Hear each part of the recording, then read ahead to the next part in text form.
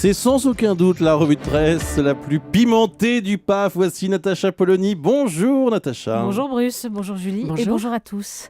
Alors deux faces de profil à travers le flou d'une porte vitrée ce matin en une de vos journaux, c'est évidemment Jérôme Cahuzac sous toutes les coutures.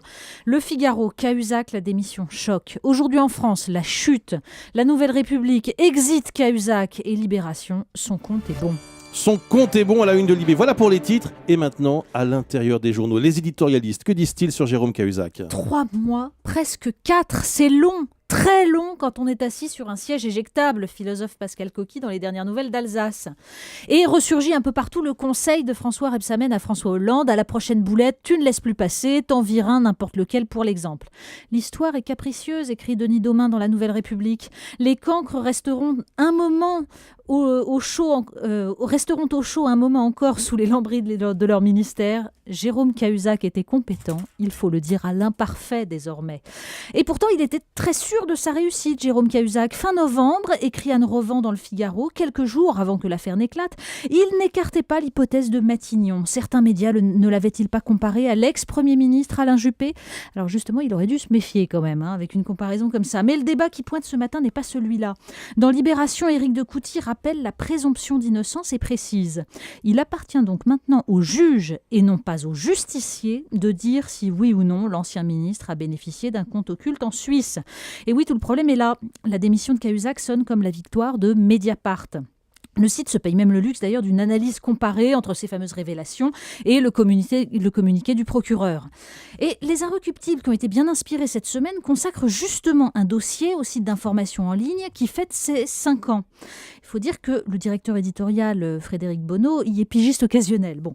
Donc, interview en amouré d'Edoui Plenel, autoproclamé unique défenseur de la démocratie et du journalisme de qualité.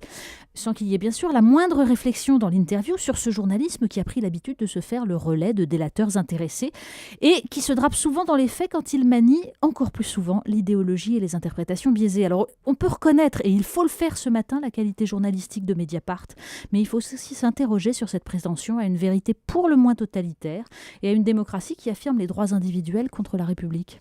Dans l'actualité et dans la presse, il y a aussi l'affaire Babilou. Et oui, et démocratie contre République, c'est très lié. Même si c'est éclipsé par l'affaire Cahuzac, les journaux reviennent ce matin sur cette affaire qui est lourde de conséquences. Donc la Cour de cassation vient de donner raison à une employée de la crèche Babilou qui, revenue d'un congé parental avec un foulard islamique, avait refusé toute conciliation pour ôter son foulard au contact des enfants. Le Parisien le souligne.